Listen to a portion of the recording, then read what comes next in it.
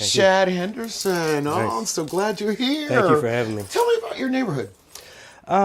Lincoln-Lemington, it's seen its ups and downs. Right now, there's a lot of vacant land in Lincoln-Lemington right now. So I think one of the top priorities for Lincoln-Lemington is to have like a vacant land strategy in place, and also connect Lincoln-Lemington to a lot of the community development efforts going into Larmer. Lincoln is somewhat of an isolated neighborhood, and Why is that? I think just because where it's located geographically, it's kind of in the north eastern part of the city. It's kind of forgotten about. We lost a lot of population, just like the rest of the city, but I don't think there's a whole lot of strong leadership here in the neighborhood. There's definitely leaders, Miss Jacquea Fielder. There's a lot of people who are leaders, but we need more of it. We need young leaders. We need a vision and a projects of priorities, and like I said, connected to Larmer. So I think if we connect it to Larmer, which is garnering a lot of attention nowadays, that Lincoln will have more exposure. Oh, okay, all right. So how would you link the youth and to help you with that vision? One of the interesting projects that we started working on. I work for Penn State. I grew up in Lincoln-Lemington, but I work for Penn State now. And through the kind support of the Heinz Endowments, we're working on this project for African-American men and boys. Yeah, so we're really excited about that. We're working with 12 youth in Lincoln-Lemington and 12 youth in Larmer.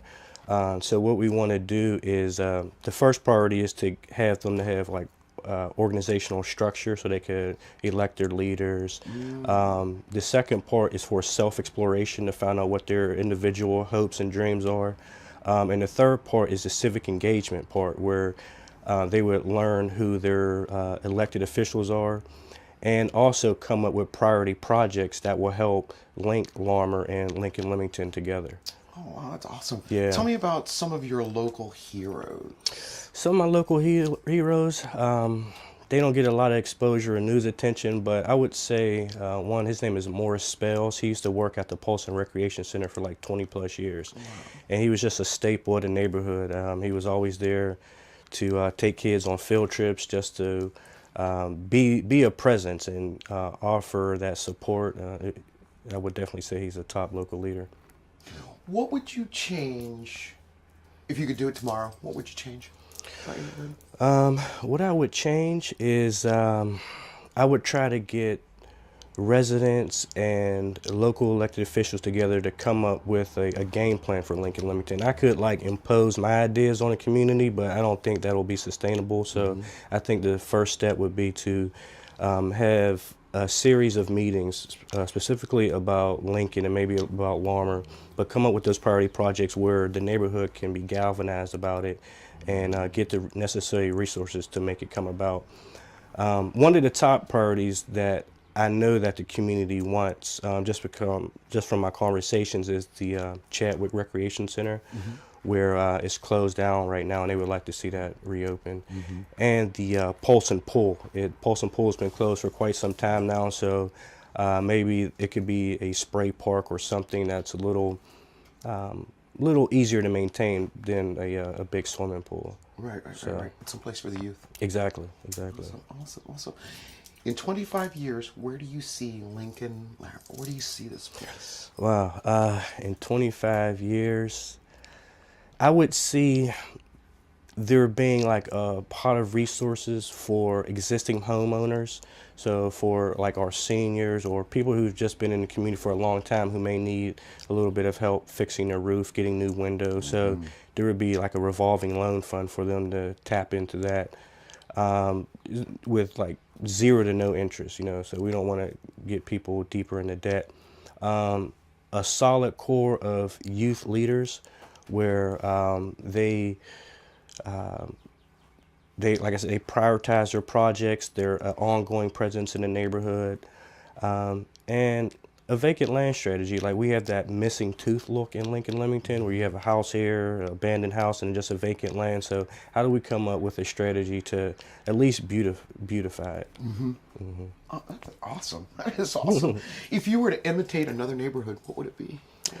I don't know if I necessarily want to imitate another neighborhood, but I'm a big fan of main streets. I would love to be able to walk out the door, go to a main street, get a cup of coffee, go interact with interesting, kind people like yourself. Oh, thank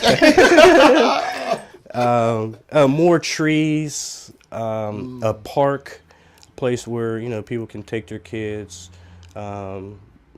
Yeah, so I think a main street or park would be the top two. It's kind of family oriented. Family oriented, absolutely. Yeah, Yes. wonderful. That is wonderful. Wonderful. What landmarks do you have here now? I think we were talking about the pool. What other landmarks were here or are here that exist even now? Well, we have the church right behind us, where was the start of the Lemington home for elders. But now it's moved up the street, but it's a church now. I would say the Polson Recreation Center right on the corner of Polson and Dean Street, and the old Negro Opera House, which was on Apple Street. I'm still waiting for someone to say that.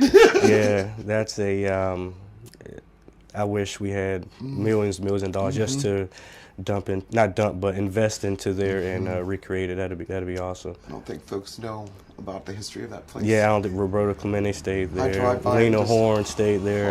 Yeah, Yeah, it's sad to see. This has been wonderful. You got some great stuff. Tell us about some of the places that the old landmarks that are just waiting to be, infused with life, energy. Yeah. Well, like I said, the Polson Pool.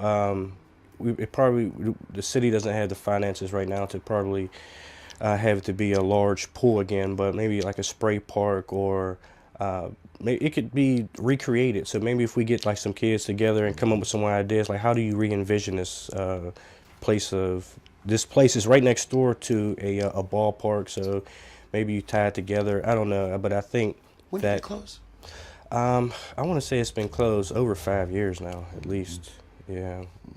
So I mean, I have fond memories there. But I understand that we can't really look back and recreate what Lincoln was. We need to think into the future. So that's why I think we can get some awesome ideas if we get the kids around the table and start having them to re-envision that place. Awesome.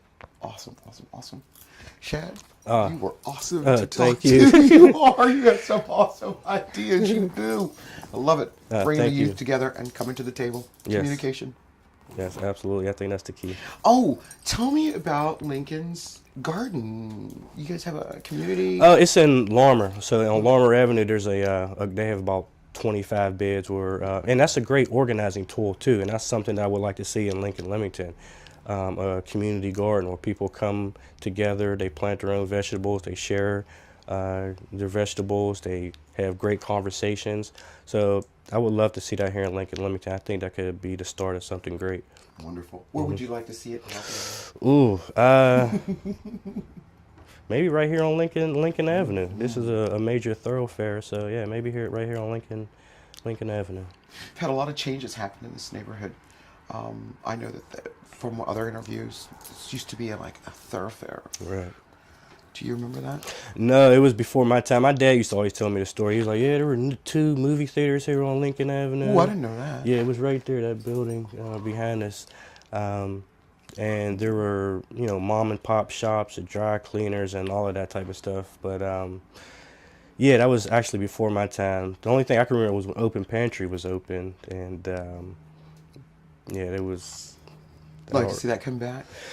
Yeah, I would like to see some type of, I would actually like to see it be mom and pop owned, and they serve healthy foods and not just like sodas, pop candy, that type of stuff. I mean, that stuff is okay, but I want to see it be locally owned and serve nutritional Salad meals. somewhere around Salad, here. fruit, yeah, we don't need Absolutely. bag of chips all the time. That's right. You are absolutely right.